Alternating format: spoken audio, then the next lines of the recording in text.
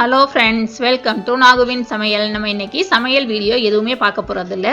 இங்கே நான் இன்றைக்கி ஈவினிங்கில் என்னென்ன வேலை செஞ்சேன்னுட்டு ஈவினிங் ரூட்டீன் தான் பார்க்க போகிறோம். இப்போ கிட்டத்தட்ட 5 மணி ஆக போகுது. இப்போ பாருங்கள் எவ்வளோ வெயிலாக இருக்குன்னு. இன்னமும் இங்கே வெயில் இன்னமும் கொஞ்சம் கூட குறையலை.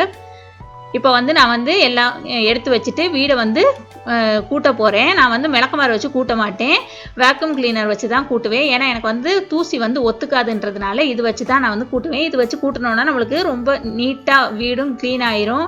அதே மாதிரி தூசியும் நம்மளுக்கு மூக்கில் வாயிலெல்லாம் போய் இதுவாகாது, அடைச்சிக்காது. அந்த மாதிரி இருக்கிறதுனால இது வச்சு ஈஸியாக கூட்டிடலான்னு நான் கூட்டுறேன். இப்போ கூட்டி முடிச்சுட்டு மேட்டெல்லாம் போட்டாச்சு. இப்போ குழந்தைங்களுக்கு பால் போட போகிறேன். அதுக்காக பால் எடுக்கிறேன். பால் எப்படி போடுறதுங்கிறது, வெல்லம் வச்சு போடுறதுங்கிறது நான் ஏற்கனவே வீடியோ அப்லோட் பண்ணியிருக்கேன். தெரியாதவங்க அதோட லிங்க் கொடுக்குறேன் நான் கீழே டிஸ்கிரிப்ஷன் பாக்ஸில், அதை பார்த்துக்கோங்க. இப்போ எனக்கு அந்த சைடு டீ வச்சுருக்கேன், குழந்தைங்களுக்கு இந்த சைடு பால் வச்சுருக்கேன். வெல்லம் போட்டு தான் போடுறேன்னா, நாங்கள் ரொம்ப நாளாக ஜீனி யூஸ் பண்ணுறதில்ல. இப்போ அது பொங்கி வந்துருச்சு. பொங்கி வந்தோடனே சிம்மில் வச்சுட்டு ஒரு 5 நிமிஷம் கொதிக்க விடுறேன். குழந்தைங்க ஸ்கூல் விட்டு வந்துட்டாலே நம்ம சாப்பாடு சாப்பிட்டுட்டு ஒரு மணி நேரம் தான் ரெஸ்ட் இருக்கும். அதுக்கப்புறம் சாயந்தரம் நம்ம கரெக்டாக வேலையை தொடங்க ஆரம்பிச்சிடணும். இப்போ பால் போட்டுட்டு திரும்ப கொண்டு போய் வச்சாச்சு உள்ளர. இப்போ பாருங்கள் பால் ஆற்றியாச்சு. எனக்கு டீயும் இந்த சைடு ஆற்றி முடிச்சிட்டேன். இனிமேல் குடிக்க வேண்டியது தான். குழந்தைங்களுக்கும் பால் வடிகட்டுறேன். ஏன்னா வெல்லம் போடுறதுனால நம்ம எப்போவுமே வடிகட்டி தான் குடிக்கணும். பசங்க 2 பேருக்கும் கப்பில் ஊற்றியாச்சு, அவங்களும் குடிக்கிறாங்க. இப்போ நான் மாவு ஏற்கனவே இட்லிக்கு அரைச்ச மாவு உளுந்து ரொம்ப கூடுதலாக வந்துருச்சு. அதனால் அதை கொஞ்சம் எடுத்து வச்சுருந்தேன். அந்த உளுந்துக்கு இப்போ 2 டம்ளர் அரிசியை மட்டும் ஊற வச்சு இப்போ நான் மிக்சியில் ஜாரில் போட்டு அரைக்கிறேன். அந்த மாதிரி உளுந்து கூடிடுச்சுன்னா நீங்கள் இதில் ஃப்ரிட்ஜில் எடுத்து வச்சுட்டிங்கன்னா நம்ம 2 டம்ளர் இல்லாட்டி 1 டம்ளர் அரிசியை போட்டு அதில் கலக்கி வச்சோம்னா நம்மளுக்கு ஒரு நேரத்துக்கு ஆயிரும். நம்மளுக்கு இட்லியும் நல்லாவும் இருக்கும். இப்போ பாருங்கள் மாவு அரைச்சாச்சு. அதை அந்த உளுந்து மாவோடு போட்டு கலக்கிட்டு நல்லா கரைச்சி எடுத்து வச்சிட வேண்டியது தான்.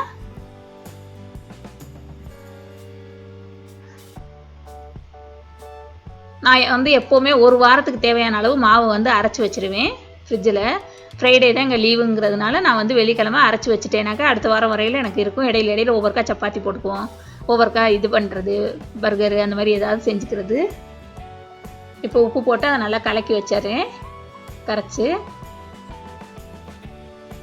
கரைச்சிட்டு அதை சுற்றிலும் தண்ணி வச்சு தொடச்சி விட்றணும். தொடச்சி விட்டுட்டு ஒரு துணியும் வச்சு லேசாக தொடச்சிட்டோம்னா ரொம்ப நீட்டாக இருக்கும். இன்னமும் பாருங்கள் வெயில் கொஞ்சம் கூட குறையலை. இப்போ நான் டீ போட்டது, அந்த மாவு அரைச்சது எல்லாத்தையும் பாத்திரமெல்லாம் கழுவுறேன். கழுவி வச்சாச்சு எல்லா பாத்திரமும். அடுத்து எடிட் பண்ணுறேன். கொஞ்ச நேரம் ஒரு 1/2 மணி நேரம் எடிட் பண்ணுவேன். அதுக்கப்புறம் நான் நேற்று மில்லுக்கு போயிருந்தோம் மிளகா பொடி அரைக்கிறதுக்காக. அங்கே எல்லாமே விலை கம்மியாக இருந்தது. அதனால் அங்கேருந்து நிறையா ஜாமான் நான் வாங்கிட்டு வந்திருந்தேன். இது கல் உப்பு இங்கே ரொம்ப கிடைக்காது அந்த அளவுக்கு. ஒவ்வொரு கடைகளில் தான் இருக்கும். எல்லா கடையும் கூட அங்கே எல்லாமே விலை ரொம்ப ரொம்ப கம்மியாக இருந்தது. அதனால் நான் அங்கே நிறையா பொருள் வாங்கினேன். அதில் கல் உப்பும் வாங்கினேன். இது பப்படம், ஏதோ ஒரு மசாலா பப்படம்னு சொல்லி இது அப்பளம்னு சொல்லி சொன்னாங்க. இது எங்கள் ஹஸ்பண்டுக்கு ரொம்ப பிடிச்சிருந்துச்சு. அதனால் அவங்க வாங்கணுன்னாங்கன்னு வாங்கிட்டு வந்தோம். ஆனால் சூப்பர் டேஸ்ட்டாக இருக்குது, நல்லா இருக்குது வறுத்தோன்னாக்க. இது பச்சரிசி மாவு. அவங்க அங்கே மில்லு வச்சுருக்கிறதுனால அவங்களே எல்லாமே சுத்தமாக அரைச்சி வச்சுருக்காங்க. கேப்ப மாவு, கம்பு மாவு, பச்சரிசி மாவு, கோதுமை. நம்ம கோதுமை கொண்டு போய் கொடுத்தா கூட அரைச்சி தராங்க. அதனால் நான் அங்கேருந்து பச்சரிசி மாவு தீபாவளி பலகாரம்லாம் பண்ணணுன்றதுக்காக வாங்கிட்டு வந்தேன். 1 கிலோ 3 ரூபா தான். அதேமாதிரி அந்த அப்பளமும் 3 ரூபா தான். அடுத்து பாருங்கள், இது கருப்பட்டி எல்லா கடையிலையும் ரொம்ப ஜாஸ்தியாக விலை இங்கே கூடுதலாக இருக்கும். ஆனால் அங்கே ரொம்ப ரொம்ப கம்மியாக தான் கொடுத்தாங்க எங்களுக்கு. அதனால் அங்கே நான் வாங்கிட்டு வந்தேன். 6 கிராம்ஸ்னு தான் கொடுத்தாங்க. மற்ற இடத்துலலாம் பார்த்திங்கன்னா 7 சொல்லுவாங்க. 6னாக்கா நம்ம ஊர் காசுக்கு 120 ரூபா. அந்த அரிசி மாவு 3 ரூபாய்னாக்கா 3 கிராம்ஸ்னாக்கா இது 60 ரூபா வருது நம்ம ஊர் காசுக்கு. இது அப்பளம், நம்ம ஊர் அப்பளம்.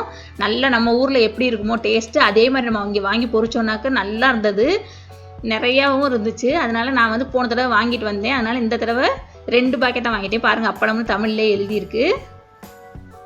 இங்கே நிறையா சூப்பர் மார்க்கெட்டுகளில் பார்த்தீங்கன்னாக்க பப்படம் தான் வச்சுருப்பாங்க, கேரளா பப்படம். அது வாங்கி வறுத்தோம்னாக்கா அது ஒரு மாதிரி உப்பு கக்கிற மாதிரியும் இருக்கும். அது நம்ம ஊர் அப்பளம் மாதிரி பெருசாக புஷ்ஷுன்னு வராது.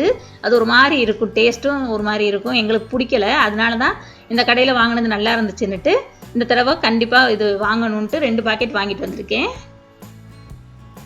வெல்லம் இதுவும் கருப்பட்டி 2 இது வாங்கியிருக்கேன் நான். இது வந்து இந்த ஊர் காசுக்கு 6 கிராம்ஸு. 6 கிராம்ஸ்னாக்கா நம்ம ஊருக்கு பார்த்தீங்கன்னா 120 ரூபா வருது. 120 ரூபாயினாலும் நல்லா இதுவானது, உடம்புக்கு நல்லதுங்கிறதுனால நான் வாங்கினேன். அந்த அச்சு வெல்லம் இருக்குல்ல, அந்த அச்சு வெல்லம் வந்து இந்த ஊரில் 1 கிலோ வந்து 5 ரூபா 50 பைசான்னு விற்பாங்க. 5 கிராம்ஸ் 50 ஃபில்ஸ்ன்னு விற்பாங்க. அது பார்த்தீங்கன்னா நம்ம ஊருக்கு கிட்டத்தட்ட 110 ரூபாய்க்கிட்ட வரும். ஆனால் நான் வந்து இது வந்து காசு கொஞ்சம் கூடவா இருந்துச்சுனாலும் உடம்புக்கு நல்லதுங்கிறதுனால இதே வாங்கிட்டு வந்துட்டேன். அப்புறம் அப்பளமும் அதே மாதிரி தான், 3 கிராம்ஸ். இது 3 கிராம்ஸ்னாக்கா கிட்டத்தட்ட 60 ரூபா வருது நம்ம ஊர் காசுக்கு. 60 ரூபாயா இருந்தாலும் நல்லாயிருக்கும். இங்கே வந்து கேரளா பப்படம் விற்பாங்கல்ல, அது வந்து ரொம்ப 4-5 அந்த மாதிரி தான் வச்சுருப்பாங்க. இது பாருங்கள் நிறையா இருக்குது பாருங்கள். அதுனாக்கா 4-5 தான் வச்சுருப்பாங்க. அதுவே 2 கிராம்ஸு 50 ஃபில்ஸ் போட்டிருப்பாங்க. இது வந்து 3 ரூபாய்க்கு நம்மளுக்கு நிறையா கிடைக்கிது, நல்லாவும் இருக்குது. நம்ம ஊர் டேஸ்ட்டுங்கிறதுனால நான் வந்து இது நிறையா வாங்கிட்டு வந்தேன். எப்போவுமே நாங்கள் எப்போ போனாலும் அந்த கடைக்கு போய் எல்லாமே வாங்கிடுறது. அதே மாதிரி கல் உப்பு தான் நல்லது உடம்புக்குன்னுட்டு நாங்கள் இப்போ ரொம்ப நாளாக கல் உப்பு தான் யூஸ் பண்ணுறோம். கல் உப்பே நான் வந்து மிக்சியில் போட்டு நுணுக்கி எடுத்து வச்சுக்கிடுவேன். அதே மாதிரி பச்சரிசி மாவும் பாருங்கள் நல்ல குவாலிட்டியாக நல்லா இருக்குது. நம்ம வெளியில் கடைகளில் வாங்குறது வந்து அந்தளவுக்கு ரொம்ப இதுவாக வராது. இது வந்து 3 கிராம்ஸு. 3 கிராம்ஸ்னால் நம்ம ஊர் காசுக்கு கிட்டத்தட்ட 60 ரூபா வருது 1 கிலோ மாவு.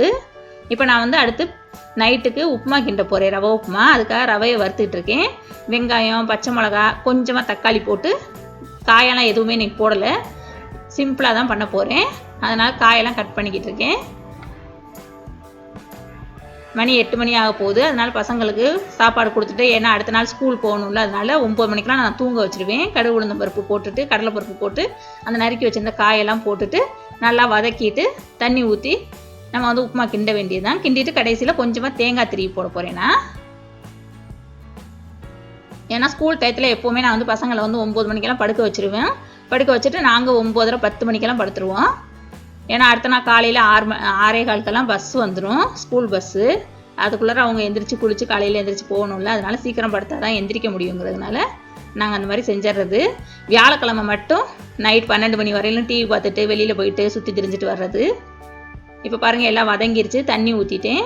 இப்போ தேங்காய் திருவி போட்டு கடைசியில் அது வந்து இறக்கணும். அதுக்காக தண்ணி கொதிக்கிறப்ப அங்கே தேங்காய் திருவிட்டேன். இப்போ உப்புமாவை கொட்டி கிண்டியாச்சு. அடுத்து கடைசியில் இறக்கிட்டு அடுப்பை அமர்த்திட்டு நான் வந்து தேங்காய் திருகினதை போடுறேன். இனி பசங்களை சாப்பிட வச்சுட்டு படுக்க வைக்க வேண்டியது தான். இப்போ பாருங்கள் பசங்க சாப்பிட போகிறாங்க. இதுதான் என்னோட ஈவினிங் ரூட்டீனு.